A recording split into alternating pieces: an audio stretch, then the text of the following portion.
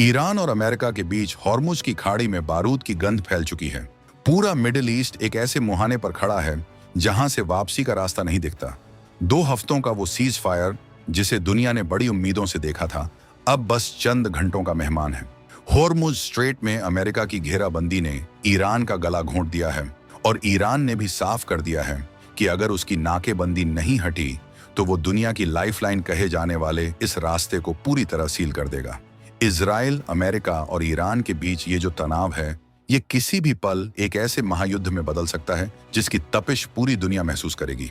पाकिस्तान के साथ होने वाली अगली बातचीत भी अब फेल होने के कगार पर है, क्योंकि कोई भी झुकने को तैयार नहीं है। लेकिन इस वैश्विक तनाव के बीच भारत के ठीक बगल में एक ऐसा खेल शुरू हो चुका है जिसकी उम्मीद किसी को नहीं थी।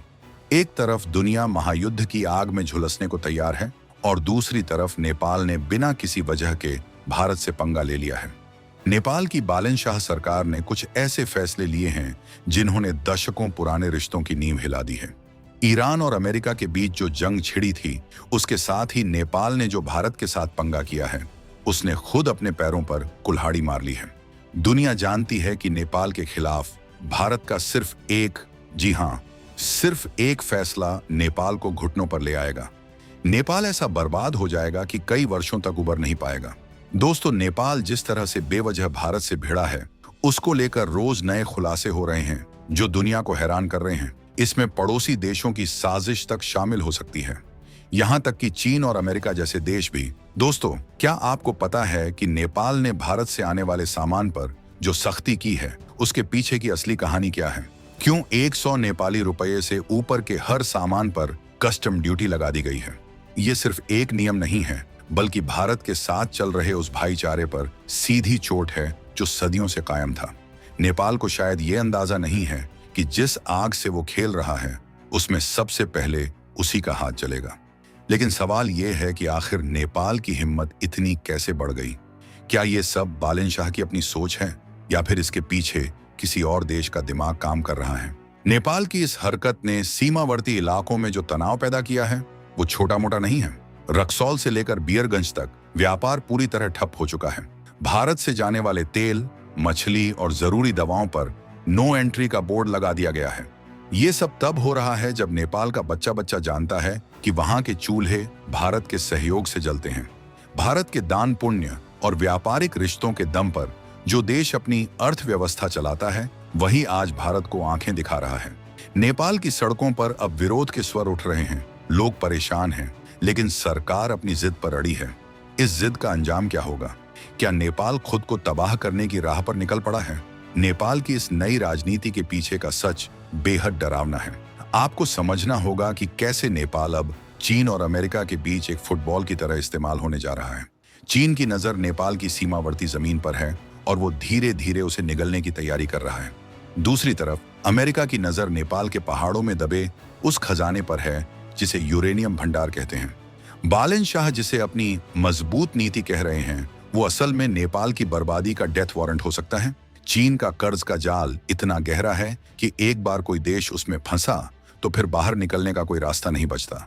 श्रीलंका और पाकिस्तान का हाल हम देख चुके हैं और अब नेपाल उसी रास्ते पर तेज रफ्तार से दौड़ रहा है। नेपाल के इतिहास को देखें तो समझ आता है कि भारत ने हमेशा एक बड़े भाई की तरह उसका साथ निभाया है। जब नेपाल में भीषण भूकंप आया था, तब भारत ही था जो सबसे पहले वहां पहुंचा था। जब भी नेपाल पर कोई आर्थिक संकट आया या सीमाओं की सुरक्षा की बात आई, भारत ने बिना किसी स्वार्थ के मदद का हाथ बढ़ाया। लेकिन आज बालन शाह की सरकार उन एहसानों को भूलकर चीन के इशारे पर नाच रही है। चीन का प्लान बहुत सीधा है, पहले कर्ज दो, फिर जमीन हड़पो। नेपाल की जमीन पर चीन का कब्जा शुरू हो चुका है, लेकिन काठमांडू की सरकार ने अपनी आंखों पर पट्टी बांध रखी है। क्या बालन शाह को चीन ने कोई ऐसा लालच दिया है जिसके आगे उन्हें अपने देश का भविष्य छोटा नजर आ रहा है? भारत और नेपाल के रिश्ते सिर्फ सरकारी कागजों पर नहीं, बल्कि रोटी बेटी के रिश्तों पर टिके हैं। सीमा के दोनों तरफ रहने वाले लोगों का जीवन एक दूसरे से जुड़ा हुआ है। लेकिन नेपाल सरकार के नए कस्टम नियमों ने इन आम लोगों की जिंदगी नर्क बना दी है। 100 रुपये की छोटी सी खरीदारी पर भी टैक्स वसूलना, ये बताता है कि सरकार कितनी हताश है। भारत से आने वाली दवाओं और रोजमर्रा की चीजों को रोकना सीधे तौर पर नेपाल की जनता की जान के साथ खिलवाड़ है। अगर भारत ने सिर्फ एक दिन के लिए अपनी सीमाएं पूरी तरह बंद कर दी तो नेपाल में अंधेरा छा जाएगा। तेल से लेकर बिजली तक नेपाल भारत पर निर्भर है। फिर भी ये कड़वा रुख क्यों? नेपाल के अंदरूनी हालात ये हैं कि वहां की जनता अब इस तानाशाही के खिलाफ सड़कों पर उतर आई है। लोग पूछ रहे हैं कि जिस भारत ने मुश्किल समय में हमेशा ऑक्सीजन दी, आज उसी के खिलाफ जहर क्यों उगला जा रहा है? बालन शाह की सरकार जिस राष्ट्रवादी टोन का इस्तेमाल कर रही है वो असल में चीन के प्रोपेगेंडा की एक कॉपी है। चीन चाहता है कि भारत के जितने भी पड़ोसी देश हैं उन्हें भारत से दूर कर दिया जाए ताकि वो अपना दबदबा बना सके। नेपाल इस जाल में इतनी बुरी तरह फंस चुका है कि उसे अपनी सुरक्षा की भी परवाह नहीं है। चीन धीरे धीरे नेपाल के उत्तरी इलाकों में अपनी चौकियां बना रहा है और नेपाल की सरकार चुपचाप तमाशा देख रही है। अमेरिका का एंगल भी इसमें कम दिलचस्प नहीं है। अमेरिका को पता है कि नेपाल के मुस्तांग जैसे इलाकों में यूरेनियम का भारी भंडार है। वो नेपाल के बहाने इस पूरे क्षेत्र में अपनी मौजूदगी बढ़ाना चाहता है। एक तरफ चीन का कर्ज और दूसरी तरफ अमेरिका की कूटनीतिक चालें। नेपाल इन दोनों चक्कियों के बीच पिसने वाला है। भारत ही एकमात्र ऐसा देश था जो नेपाल की संप्रभुता का सम्मान करता था, लेकिन नेपाल ने उसे ही दुश्मन मान लिया है। ये फैसला नेपाल को दशकों पीछे धकेल देगा। जब नेपाल का व्यापार पूरी तरह ध्वस्त हो जाएगा और वहां भुखमरी जैसे हालात होंगे, तब क्या चीन उसे बचाने आएगा? इतिहास गवाह है कि चीन कभी किसी का सगा नहीं हुआ। नेपाल को अपनी औकात और हकीकत का अंदाजा तब लगेगा जब भारत अपनी सप्लाई चेन पर थोड़ा सा भी अंकुश लगाएगा। नेपाल में बिकने वाली हर सुई से लेकर भारी मशीनों तक सब कुछ भारत के रास्ते ही वहां पहुंचता है। अगर भारत के सीमावर्ती बाजारों में सन्नाटा पसरा है तो इसका मतलब है कि नेपाल की दुकानों में भी सामान खत्म होने वाला है। बालन शाह जिसे अपनी कामयाबी मान रहे हैं वो असल में एक बहुत बड़ी आर्थिक मंदी की शुरुआत है। नेपाल के व्यापारियों में हाहाकार मचा हुआ है क्योंकि उन्हें पता है कि भारत के बिना उनका कोई वजूद नहीं है। फिर भी काठमांडू की सत्ता में बैठे लोग अपनी जिद पर क्यों अड़े हैं? क्या वो किसी बाहरी ताकत के हाथों की कठपुतली बन चुके हैं? भारत ने कभी भी नेपाल पर अपनी शर्तें नहीं थोपी। 1950 की संधि से लेकर आज तक भारत ने हमेशा नेपाल को एक आजाद और संप्रभु राष्ट्र के रूप में देखा, लेकिन नेपाल ने कई बार भारत की पीठ में छुरा घोंपने का काम किया है। कभी काला पानी का विवाद खड़ा करना तो कभी लिपुलेख को लेकर नया नक्शा जारी करना। ये सब अचानक नहीं होता, इसके पीछे एक गहरी साजिश काम करती है। 2026 का ये नया दौर भारत के लिए भी चुनौतीपूर्ण है क्योंकि भारत अब किसी के दबाव में आने वाला नहीं है। अगर नेपाल अपनी हरकतों से बाज नहीं आया तो भारत को भी कड़े फैसले लेने में देर नहीं लगेगी। भारत की दरियादिली को नेपाल ने उसकी कमजोरी समझ लिया है, जो उसकी सबसे बड़ी भूल है। इस पूरे विवाद में जो सबसे दुखद पहलू है वो है नेपाल के आम लोगों का संघर्ष। नेपाल के लोग भारत को अपना दूसरा घर मानते हैं। लाखों नेपाली नागरिक भारत में काम करते हैं और अपने देश को पैसा भेजते हैं। अगर नेपाल सरकार के इन फैसलों की वजह से भारत और नेपाल के रिश्ते और खराब हुए तो इन लोगों का क्या होगा? क्या बालन शाह ने उन नेपाली युवाओं के बारे में सोचा है जो भारतीय सेना में सेवा दे रहे हैं या भारत के शहरों में अपना भविष्य बना रहे हैं? राष्ट्रवादी जोश में आकर लिए गए ये फैसले असल में नेपाल के आत्मसम्मान की नहीं बल्कि उसकी बर्बादी की दास्तान लिख रहे हैं। नेपाल की सरकार को यह समझना होगा कि चीन की दोस्ती सिर्फ व्यापार और फायदे तक सीमित है। जैसे ही नेपाल का फायदा खत्म होगा, चीन उसे बीच मझधार में छोड़ देगा। तिब्बत का उदाहरण सबके सामने है, कैसे चीन ने उसे धीरे धीरे निगल लिया और आज वहां के लोगों की पहचान खतरे में है। नेपाल भी उसी राह पर है। नेपाल के अंदर चीन की दखल अंदाजी इतनी बढ़ चुकी है कि वहां की शिक्षा प्रणाली से लेकर प्रशासन तक में चीन का असर दिखने लगा है। ये नेपाल की आजादी के लिए सबसे बड़ा खतरा है। भारत ने हमेशा नेपाल की आजादी और उसकी संस्कृति को बचाने का काम किया है, लेकिन आज नेपाल उसी हाथ को काट रहा है जो उसे खाना खिलाता है। यूरेनियम के भंडार पर अमेरिका की नजरें जमी हुई हैं। मुस्तांग क्षेत्र में जिस तरह की हलचल देखी जा रही है उससे साफ है कि आने वाले समय में नेपाल महाशक्तियों के बीच का नया अखाड़ा बनने वाला है। अमेरिका चाहता है कि वो नेपाल की जमीन का इस्तेमाल चीन के खिलाफ अपनी जासूसी और ऑपरेशंस के लिए करे। बालन शाह की सरकार को शायद लगता है कि वो अमेरिका और चीन के बीच बैलेंस बना लेगी, लेकिन हकीकत ये है कि छोटे देश अक्सर इन बड़े खिलाड़ियों के बीच फुटबॉल बनकर रह जाते हैं। भारत ही वह ढाल था जो नेपाल को इन वैश्विक साजिशों से बचाए रखता था, लेकिन नेपाल ने खुद ही उस ढाल को तोड़ दिया है। भारत की सीमाओं पर जो तनाव बढ़ रहा है वो सिर्फ नेपाल की वजह से नहीं है, इसमें बाहरी ताकतों का पूरा हाथ है। जो नहीं चाहते कि भारत अपने पड़ोस में शांति से रहे। नेपाल का नया कस्टम नियम और भारतीय सामानों पर प्रतिबंध उसी बड़े खेल का हिस्सा है। भारत ने भी अब साफ कर दिया है कि दोस्ती बराबरी की शर्तों पर होगी। अगर नेपाल को लगता है कि वो भारत को ब्लैकमेल कर सकता है तो वो गलतफहमी में है। भारत की अर्थव्यवस्था अब इतनी मजबूत है कि उसे नेपाल के साथ व्यापार बंद होने से कोई खास फर्क नहीं पड़ेगा, लेकिन नेपाल की कमर पूरी तरह टूट जाएगी। नेपाल के सीमावर्ती जिलों में जो आक्रोश फैल रहा है वो किसी भी वक्त ज्वालामुखी की तरह फट सकता है। वहां के स्थानीय लोग जानते हैं कि सरकार के फैसले उनके पेट पर लात मार रहे हैं। भारत के बाजारों में नेपाली ग्राहक हमेशा से जान रहे हैं और भारतीय व्यापारी भी नेपाल पर निर्भर रहे हैं। इस तालमेल को बिगाड़ने की सजा सिर्फ और सिर्फ नेपाल को भुगतनी होगी। बालन शाह की सरकार को जल्द ही ये एहसास होगा कि फेसबुक और ट्विटर पर राष्ट्रवाद की लहर चलाना अलग बात है और एक देश की अर्थव्यवस्था चलाना बिल्कुल अलग। जब खजाना खाली होगा और जनता भूखी सड़क पर आएगी, तब ना चीन काम आएगा और ना ही अमेरिका। ये 2026 का दौर है जहां हर कदम सोच समझकर उठाना पड़ता है। भारत अब वो देश नहीं है जो सिर्फ सहायता रहे। भारत ने अपनी विदेश नीति में स्पष्ट कर दिया है कि नेबरहुड फर्स्ट का मतलब ये नहीं है कि पड़ोसियों की हर जायज नाजायज मांग मानी जाए। नेपाल के साथ रिश्तों में जो खटास आई है उसकी पूरी जिम्मेदारी काठमांडू की सरकार की है। उन्हें तय करना होगा कि वो भारत का मित्र बनकर रहना चाहते हैं या चीन की एक और कॉलोनी। वक्त तेजी से हाथ से निकल रहा है। नेपाल की सरकार के पास अभी भी मौका है कि वो अपनी गलतियों को सुधारे, वरना इतिहास उन्हें एक ऐसे नेतृत्व के रूप में याद रखेगा जिसने अपने ही देश को विनाश के रास्ते पर धकेल दिया। नेपाल को लगता है कि वो भारत को आंख दिखाकर अपनी संप्रभुता साबित कर रहा है, लेकिन असल में वो अपनी कमजोरी दिखा रहा है। जो देश अपनी बेसिक जरूरतों के लिए दूसरे पर निर्भर हो, उसे तलखियां नहीं बल्कि तालमेल बिगाड़ना शोभा नहीं देता। भारत के साथ दुश्मनी मोल लेना नेपाल के लिए एक आत्मघाती कदम है। क्या बालन शाह ये भूल गए कि नेपाल की बिजली परियोजनाएं हों या सड़क निर्माण, हर जगह भारत का पैसा और मेहनत लगी है। भारत ने नेपाल को कभी भी एक बाजार के रूप में नहीं देखा, बल्कि एक परिवार के सदस्य के रूप में देखा। लेकिन आज उस परिवार का एक सदस्य अपनी ही जड़ों को काटने में लगा है। नेपाल की इस बर्बादी की कहानी में अभी कई मोड़ आने बाकी हैं। हो सकता है कि आने वाले दिनों में सीमा पर और ज्यादा सख्ती देखने को मिले।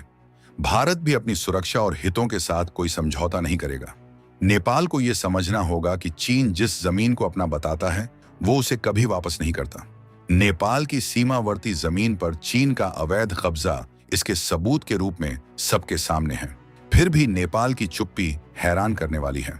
क्या ये चुप्पी किसी बड़े दबाव का नतीजा है? क्या नेपाल की राजनीति के कुछ बड़े चेहरे चीन की जेब में हैं? इस थ्रिलर के पीछे का असली मास्टरमाइंड कौन है, ये जल्द ही दुनिया के सामने होगा। लेकिन तब तक नेपाल का बहुत बड़ा नुकसान हो चुका होगा। भारत के साथ व्यापारिक रिश्तों को खराब करना नेपाल के लिए अपने ही पैरों पर कुल्हाड़ी मारने जैसा है। आने वाले समय में जब नेपाल के पहाड़ों पर चीन का लाल झंडा और गहरा होगा, तब शायद उन्हें भारत की याद आएगी। लेकिन तब तक बहुत देर हो चुकी होगी। महायुद्ध की आहटों के बीच नेपाल की ये छोटी सी गलती उसे इतिहास के पन्नों से मिटा सकती है।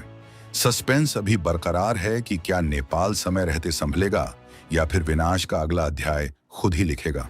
नेपाल के इस संकट का असर सिर्फ वहां के व्यापार पर नहीं, बल्कि वहां की संस्कृति और सामाजिक ढांचे पर भी पड़ेगा। भारत और नेपाल के बीच जो खुला बॉर्डर है वो दुनिया के लिए एक मिसाल था, लेकिन बालन शाह के फैसलों ने उस मिसाल को दागदार कर दिया है।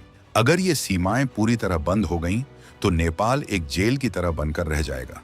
एक तरफ ऊंची हिमालय की चोटियां और दूसरी तरफ भारत की बंद सीमाएं। नेपाल के पास जाने के लिए कोई जगह नहीं बचेगी। क्या यही वो भविष्य है जो नेपाल की सरकार अपनी जनता को देना चाहती है? अब सवाल ये उठता है कि भारत का अगला कदम क्या होगा। भारत फिलहाल वेट एंड वॉच की स्थिति में है। भारत ने हमेशा शांति का रास्ता अपनाया है, लेकिन इसका मतलब ये कतई नहीं है कि भारत अपने हितों को दांव पर लगा देगा। नेपाल की सरकार को दिए गए संदेश स्पष्ट हैं।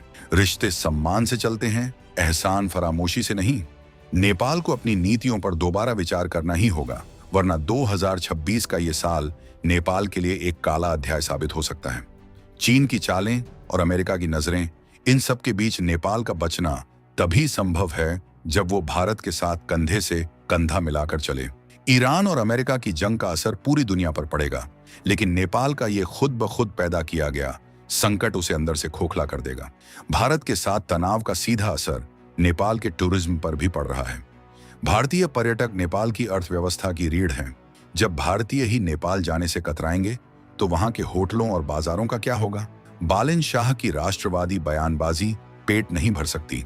नेपाल की जनता को अब ये सोचना होगा कि क्या वो अपने भविष्य को चंद नेताओं की गलतियों की बलि चढ़ने देंगे।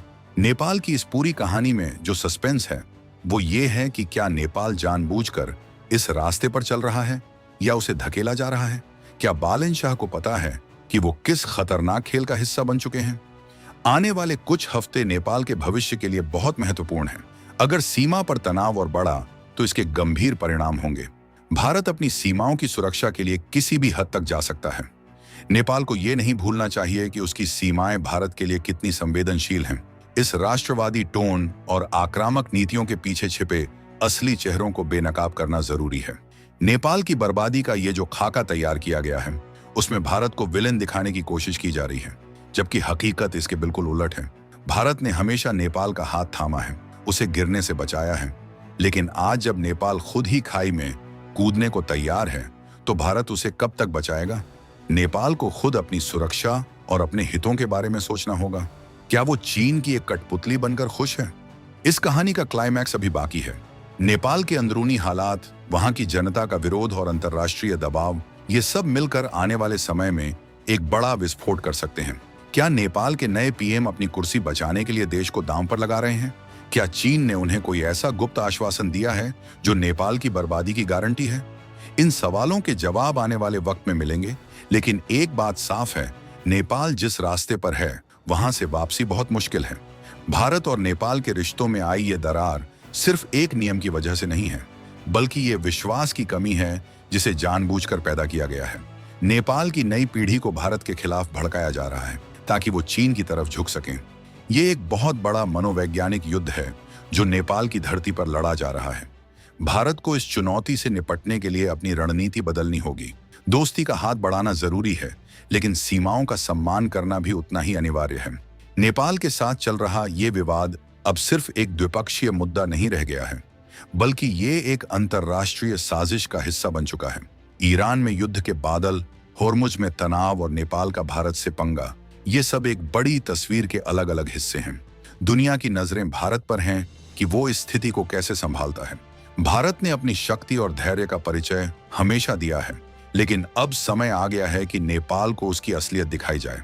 नेपाल की सरकार को यह समझना होगा कि जिस दिन भारत के धैर्य का बांध टूटा, उस दिन नेपाल के पास छिपने की जगह नहीं बचेगी। भारत के साथ दुश्मनी नेपाल के लिए हर लिहाज से महंगी साबित होगी, चाहे वो आर्थिक हो, राजनीतिक हो या सामाजिक। नेपाल की संस्कृति और भारत की संस्कृति एक ही जड़ से जुड़ी है। अपनी जड़ को काटकर कोई भी पेड़ ज्यादा दिनों तक जीवित नहीं रह सकता।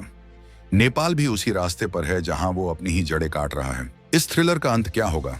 क्या नेपाल अपनी गलतियों से सीखेगा या फिर वो चीन और अमेरिका की साजिशों का शिकार होकर हमेशा के लिए अपना वजूद खो देगा? आने वाला वक्त बहुत रोमांचक और डरावना होने वाला है। सस्पेंस अभी खत्म नहीं हुआ है, क्योंकि नेपाल की सड़कों पर जो आग लगी है उसकी लपटें जल्द ही काठमांडू के महलों तक पहुंचने वाली हैं। भारत अपनी सतर्कता बढ़ा रहा है और दुनिया सांस रोककर देख रही है कि 2026 का ये नया भारत अपने पड़ोसियों के साथ इस नई जंग को कैसे जीतता है। नेपाल के मुद्दे पर भारत का रुख अब और भी कड़ा होने वाला है।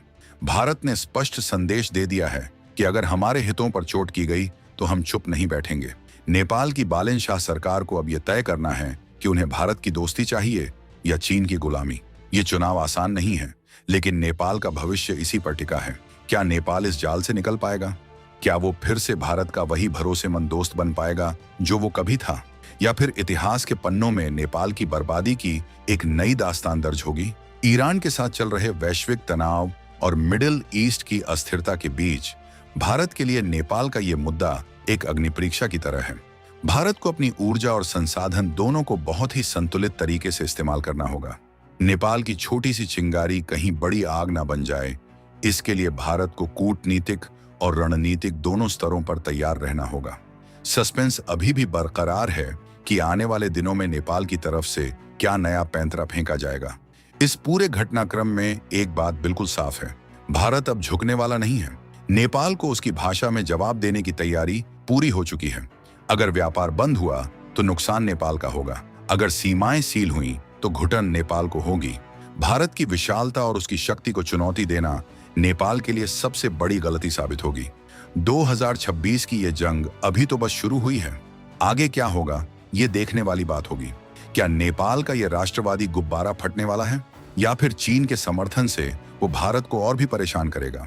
नेपाल की राजनीति के गलियारों में जो फुसफुसाहट है वो एक बड़े तख्ता पलट की ओर भी इशारा कर रही है। जनता का बढ़ता आक्रोश और सरकार की विफलताएं क्या बालन शाह को सत्ता से बाहर कर देंगी?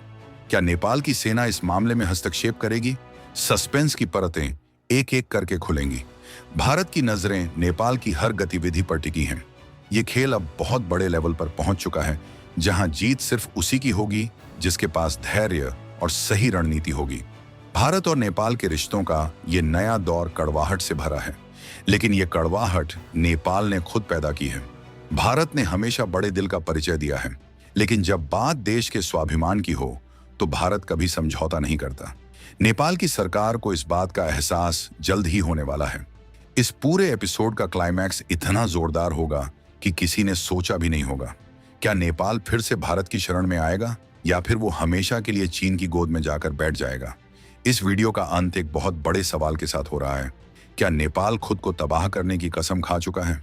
क्या उसे अंदाजा है कि चीन और अमेरिका की ये जो दोस्ती है वो असल में एक फंदा है? भारत का अगला कदम क्या होगा, ये हम आपको अपने अगले वीडियो में बताएंगे। लेकिन तब तक आप ये सोचिए कि अगर नेपाल के साथ भारत के रिश्ते पूरी तरह खत्म हो गए तो दक्षिण एशिया का नक्शा कैसा होगा? नेपाल की बर्बादी की ये कहानी अभी बहुत से राज खोलना बाकी है। बने रहिए हमारे साथ, क्योंकि सस्पेंस अभी और भी गहरा होने वाला है। अगले वीडियो में हम आपको बताएंगे कि कैसे चीन ने नेपाल के 10 और गांवों पर कब्जा कर लिया है और नेपाल की सरकार ने उस खबर को दुनिया से छिपा कर रखा है। क्या नेपाल की सेना अब चुप रहेगी? क्या भारत हस्तक्षेप करेगा? ये सब और बहुत कुछ अगले थ्रिलिंग एपिसोड में। कमेंट्स में अपनी राय जरूर दें कि क्या भारत को नेपाल के प्रति और सख्त होना चाहिए या फिर बातचीत का रास्ता अपनाना चाहिए? आपकी राय इस राष्ट्रवादी विमर्श का हिस्सा है। मिलते हैं अगले वीडियो में एक नए सस्पेंस और तगड़े खुलासे के साथ।